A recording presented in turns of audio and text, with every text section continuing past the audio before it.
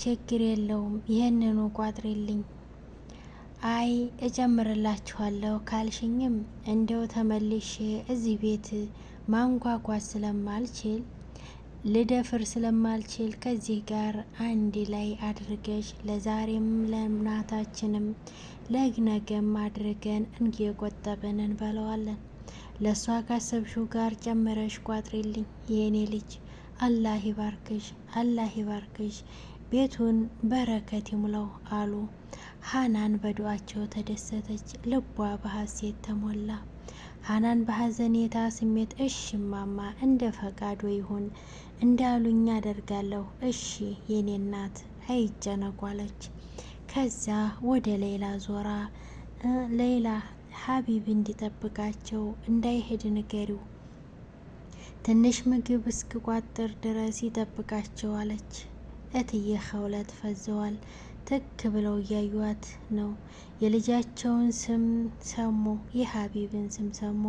ድሮም ውስጣቸው ልባቸው አንዳች ነገር ተሰምቷቸዋልና ቀና ብለው የኔ ልጅ ማናልሽ አሏት። አሰላሙ አሌይኩም ወራህመቱላሂ ወበረካቱ። ውድ ቻናሌ ተከታታዮች እንዴት ናችሁ? አለው አልሐምዱሊላ። ለቤቴ አዲስ የሆናችሁ ሰብስክራይብ በማድረግ ተቀላቀሉ። ነባሮች ላይክ፣ ሼር፣ ኮሜንት በማድረግ አበረታቱኝ። ዛሬም በክፍል 4 ተመልሼ መጥቻለሁ። ክፍል 4 እምየናፋልጉኝ። እትዬ ኸውለት ሀናን በጠራችው ስም ተደናግጠው ደግመው ጠየቋት። ምን አልሽ ልጄ አሏት። እሷም ሀቢብ ነው ያልኩት አለቻቸው። እሳቸውም ከዚህ ስም ጋር ብዙ ቁርኝት አለኝ ልጄ፣ ይህ ስም እንደ ስማቸው የሚኖርበትን የሚችል እንጂ ለሌላው የሚገባ አይደለም። ስንት አለ መሰለሽ ሀቢብ ተብሎ ተጠርቶ ፍቅር ሆኖ የሚኖር ስንት አለ መሰለሽ አሏት። በዚህ የተደናገጠችው ሀናን መጠየቅ ፈልጋ ነበር። ከጀርባው በዚህ ስም ጉዳይ መጥፎ ታሪክ ያላቸው እንደሆነ አንዳች ነገር ውስጧን ነግሯታል። ግና ምናልባት ባለቤታቸው ሀቢብ የሚባል ሰው የነበሩና በመጥፎ ሁኔታ የተለያዩ ከሆነ ብላ አስባ ዝምታን መረጠች። ምግቡን ቋጠረችላቸውና እንዲሰናበቱ አደረገች። ሞቅ ያለ ሰላምታ ሰጥታቸው እስከ ደጅ እስከ በረንዳ ሸኘቻቸው። ሌላም ኢንቲሳርም አብረው ወጡ። እኚህን እናት አብዝተው ውድድ አድርገዋቸዋል። እትዬ ኸውለት ወደ መኪናዋ ቀኑ። ሀቢብ መኪና ውስጥ ሆኖ እየጠበቃቸው ነው። ከመኪናው መሳቢያ ውስጥ 10,000 ብር አወጣና አዘጋጀላቸው። ይኸውም ገና ከጠዋቱ ወደ ቤቱ ይዣቸው ሊሄድ ያለበትን ቃል እውን የሚያደርግለት ነው። ምክንያቱም ገና በዚህ ጠዋት ወደ ቤታቸው ይዟቸው ከሄደ ለቀኑ ይሰሩ የነበረውን ከየሰው ይጠይቁ የነበረውን ገንዘብ የሚሸፍንላቸው ያስፈልጋቸዋልና እሱ ለረጅም ጊዜ የሚኖሩበትን 10,000 ብር አዘጋጀላቸው። በእነሱ ነገድ 10,000 ብር ብዙ ብር ነውና ሀቢብ እትዬ ኸውለትን ካየ በኋላ አንዳች ስሜት ውስጡን ይስበዋል፣ አንዳች ስበት ያሸንፈዋል። እሳቸውም ቢሆኑ እንደ ራሳቸው ልጅ ያዩታል። ይህ የሆነው የእናትና የልጅ ፍቅር ኃይል ስበት ተፈጥሮባቸው ነው። ብቻ የማያሳስቡት የእናትና ልጅ የማያሳስቡት ስሜት ወደ አንዳቸው ያቀርባል፣ ይስባል፣ ያዋድዳቸዋል። እትዬ ኸውለት ከመኪናው ጋቢና ገቡ። ሀቢብ ጋቢናው ውስጥ አስቀምጦት የነበረውን ሳምሶናይት ቦርሳ ከኋላው ወንበር አስቀመጠው። አልተዋወቁም፣ አልተገጣጠሙም እንጂ እዚህ ሳምሶናይት ውስጥ እትዬ ኸውለትን ለማግኘት የቀረጻቸውና ያወጣቸው የነደፋቸው እቅዶችና ለድርጅቶች የሚያስገባቸው ፕሮፖዛል መዓት ታጭቆ ነው ያለው። እሳቸውን ካደረሰ በኋላ ቀጣዩንና የህይወቱን ቁልፍ የህይወቱን ቁልፍ ትልቁን ስራው እሳቸውን ለማግኘት መሞከር ነው። መጣር፣ መቆፈር፣ እናቱን ይዞ እናት ፍለጋ። ከመኪናው ገብተው ከግቢው መውጣት ጀመሩ። አንበርብርም እንደተለመደው በሩን ከፈተላቸው። ከዚያም መውጣት ጀመሩ። አንበርብርም እንደተለመደው በሩን ከፈተላቸው። ከዚያም በፈገግታ እጆቹን እያውለበለበ እንዲህ ሲል ተሰናበታቸው። ቻው ቻው ቻው ማማ ቻው ቻው ቻው። እሺ አይጥፉ። ከፈለጉም ሽንት ቤት ከፈለጉም ሌላ ቀንም ይምጡ። እሺ ቻው እሺ አለ ምስኪኑ የዋሁና ገራገሩ አንበርብር። እትዬ ኸውለትም ከፍተኛ የሆነ ፈገግታ ቸሩትና ወጦ። ሀቢብም ፈገግ ብሎ ተሰናበተው። መኪናዋ ዋናውን አስፋልት ይዛ ሽር ማለት ጀመረች። የጠቆሙትን ቦታ በደንብ ባያውቀውም ምልክት ስለነገሩ ታውቆታልና ወደ ቤታቸው ይዟቸው ይነጉድ ጀመር። ሀቢብ ልቡ አንድ ጥያቄ እየጠየቀው ነው። ይህን ሁሉ መንገድ አቋርጠው እንዴት እኛ ሰፈር ድረስ መጡ? ልቡ ይህን ይጠይቃል። በራሱ ሀሳብ ውስጥ ነው። የመኪናው መንገድ አቋርጠው ነው የመጡት። ታክሲ ይዘው ሊመጡ አይችሉም። ይህን ሁላ መንገድ እንዴት ሊያውቁት ቻሉ? ብቻ ያወጣል ያወርዳል። በዚህ መካከል የእትዬ ኸውለት አንድ ቆንጆ ምክር ከሀሳቡ አባነነው። አሉትም ልጄ ላንተ አላህ ብዙ ነገሮችን ችሮ ሰጥቶሃል። መልካም ነገሮችን ሰጥቶሃል። እኔም ማሻአላ ብያለሁ። እንግዲህ ጠብቀው፣ ተንከባከበው ልጄ። የሰጠህን ነገር ጠብቅ። እኛ ሰዎች የተሰጡንን ነገሮች ትተን በጎደለን ነገሮች ላይ ጊዜ እናጠፋለን። ምናልባት እኮ በተሰጡን ነገሮች ውስጥ ያጣናቸው ነገሮች ተሸፍነው ሊሆን ይችላል። መች እናውቃለን ብለህ ነው? አእምሯችን ጠባብ ነው። አስፍተን እንድናስብ አንፈቅድለትም። ታዲያ ሰፍቶ የተሰጠንን አእምሮ ጠቦ ማኖሩ ለእኛ ተስማምቶናል። ለውጥ አንፈልግም። እንዲህ ነው እንግዲህ አሉ። ሀቢብም ልክ ኖት እማማ፣ በእርግጥ እኔ ጎደለኝ የምለው ነገር የለም። አንድ ነገር ብቻ ጎሎብኛል። አላህን ለረጅም ዓመታት ጠይቄዋለሁ። እንደው አሁን የመጨረሻ ሙከራ ላይ ደርሻለሁ። ጀሊሉም የጨከነብኝ ይመስለኛል።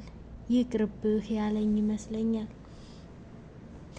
እኔ ግን ወላሂ እማማ ካለኝ ነገር በሙሉ ተወስዶ የልቤን መሻት ቢሰጠኝ የጠየቅኩትን ቢያደርግልኝ ምስጋናዬ የማያልቅ ነበር አላቸው። ውስጡ አንዳች ነገር በፈለገ ስሜት እትዬ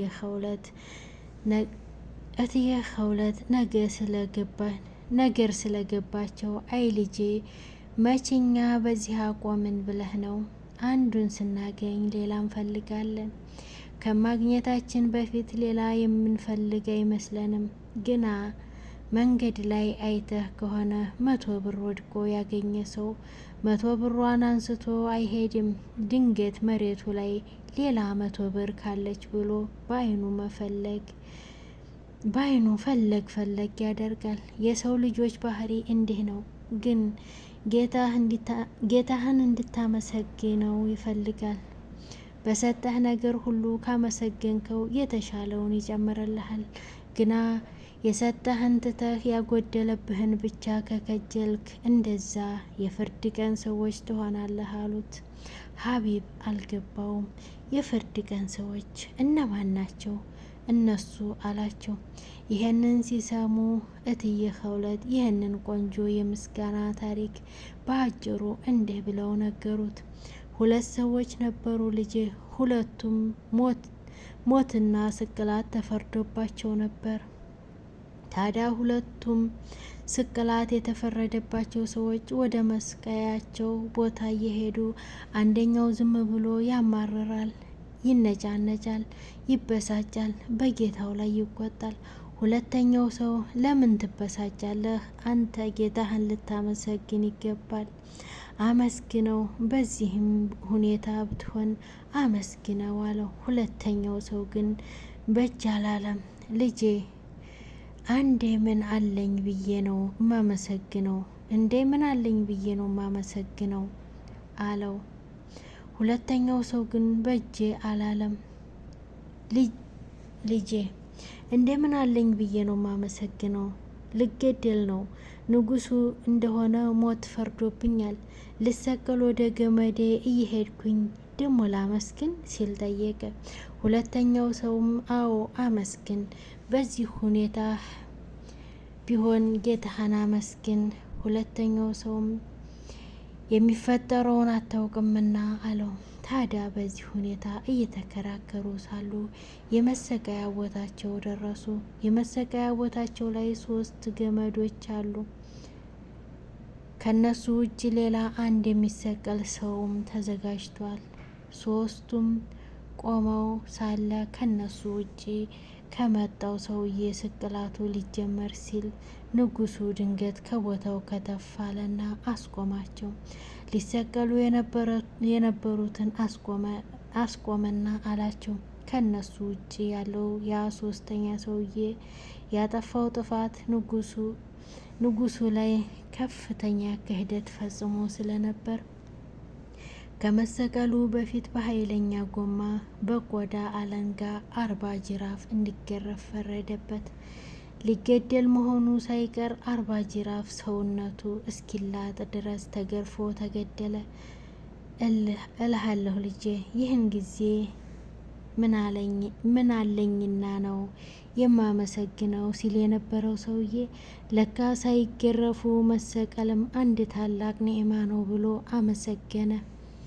ጌታውንም አመሰገነ እልሃለሁ አሉትና ልቡን አስደሰቱት። ሀቢብ ይህን ቃል ከሰማ በኋላ ምንም መመለስ አልፈለግም። ትክዝ ብሎ ልክ የጠዋት ጀንበር በጠዋቱ ፍክት ብላ ወጥታ የነበልባል የሚመስል ውብ ፈገግታ ውብ ብርሃን እንደምታጎናጽፈው የሀቢብ ልብም በደስታ ሲፈነድቅ ለራሱ ተሰማው።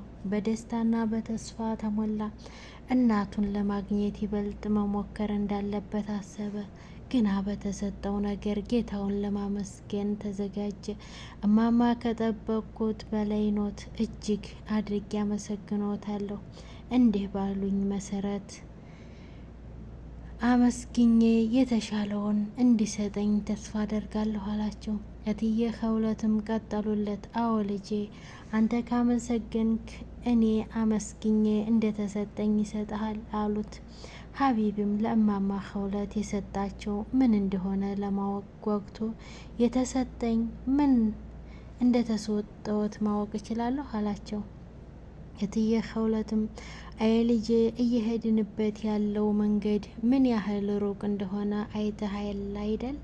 ከዛ እዚህ ድረስ የእናንተ ቤት ድረስ አንድ የሀብታም ጸጥ ያለ መንደር ድረስ ይኸውም የተመረጠ ቤት መርጬ ያንኳኳሁት በቀልድ ይመስልሃል? የእናንተን ቤት መርጬ ያንኳኳሁት አሉት።